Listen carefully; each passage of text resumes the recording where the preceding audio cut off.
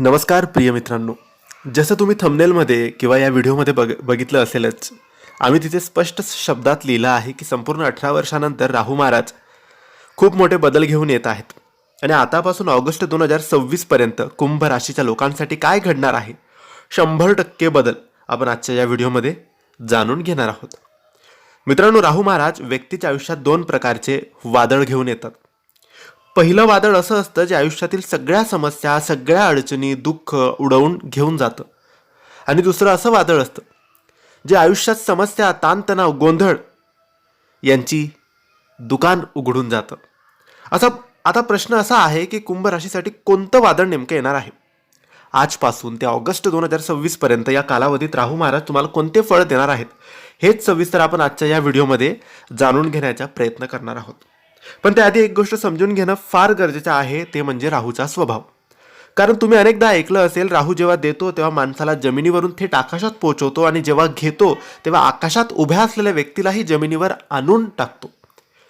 हे नेमकं त्या लोकांसोबत होतं जे राहूचा स्वभाव, त्यांची खेळी, त्यांची कार्यपद्धती समजून घेत नाहीत.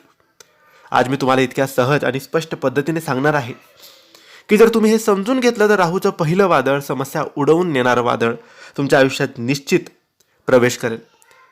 याचं सर्वात मोठं कारण म्हणजे पहिली गोष्ट, राहू महाराज सध्या आपल्या परम मित्र शनीच्या मूल त्रिकोण राशीत भ्रमण करत आहेत. दुसरी गोष्ट, राहू महाराज गुरुच्या नक्षत्रातून बाहेर येऊन आता त्या स्वतःच्या शतभिषा नक्षत्रात प्रवेश करणार आहेत. मित्रांनो, राहू महाराज सध्या तुमच्या लग्नात विराजमान आहेत. आणि लग्न म्हणजे काय असतं? तुमचा आचार, विचार, व्यवहार, स्वभाव, निर्णय क्षमता हे सगळं दर्शवणारं स्थान असतं लग्नस्थान. या ठिकाणी जेव्हा आपण स्मार्ट वर्क करतो किंवा स्मार्ट वर्क करणारा ग्रह आपल्या स्वतःच्या नक्षत्रात प्रवेश करतो, तेव्हा तुमचा विचार करण्याचं संपूर्ण दृष्टिकोनच बदलून जातं. तुमचे निर्णय अधिक शार्प होतात, तुमचा आत्मविश्वास वाढतो, आणि समाज, कुटुंब, परिवार, कामाच्या ठिकाणी तुम्हाला मान, प्रतिष्ठा आणि यश मिळू लागेल. आजपासूनच तुम्हाला जाणवायला लागेल, मला आयुष्यात काहीतरी वेगळं करायचं आहे, मी गर्दीपेक्षा वेगळं काय करू शकतो. पण इथे एक सावधानता तुम्हाला बाळगण्याची गरज आहे. राहू आत्मविश्वास खूप देतो, पण तोच आत्मविश्वास ओव्हर कॉन्फिडन्समध्ये बदलू लागला की राहू आपली खेळी सुरू करतो. म्हणूनच लक्षात ठेवा, जेव्हा जेव्हा तुम्हाला मी काहीही करू शकतो असं वाटायला लागेल, तेव्हा 2 पावलं मागे या, शांतपणे विचार करा आणि मग निर्णय घ्या. असा निर्णय घेतला तर यश तुम्हाला नक्की मिळेल. आता राहू महाराजांच्या दृष्टीबद्दल बोलूया. राहूची 5वी, 7वी, 9वी दृष्टी असते. या 3 दृष्ट्या असतात. 5वी दृष्टी पंचम भावावर असते. हा भाव म्हणजे अचानक लाभ, विद्या, बुद्धिमत्ता, संतान, प्रेमसंबंध याचा असतो. विद्यार्थ्यांसाठी हा काळ खूप उत्तम आहे. स्पर्धा परीक्षा, बुद्धीचा वापर यातून त्यांना मोठे यश मिळेल. संतानाशी संबंधित आर्थिक अडचणी किंवा असतील तर सगळ्या संपतील. संतती प्राप्तीचा योग निर्माण होईल. पण इथे एक मोठा धोका आहे, तो म्हणजे लालच. विशेषतः शेअर मार्केट, सट्टा, गुंतवणूक यामध्ये मर्यादा ठेवा. राहू अचानक देतो, पण जास्त हव्यास केलं तर सगळं गमवायला लावतो. 7वी दृष्टी असते सप्तम भावावर. हा भाव म्हणजे पती पत्नी, भागीदारी, व्यवसाय. दाम्पत्य जीवन सुधारेल, दैनंदिन रोजगारात स्थिरता येईल, पण भागीदारीत कोणावरही आंधळा विश्वास ठेवू नका. हिशोब स्वतःकडे ठेवा, नाहीतर आर्थिक नुकसान होऊ शकते.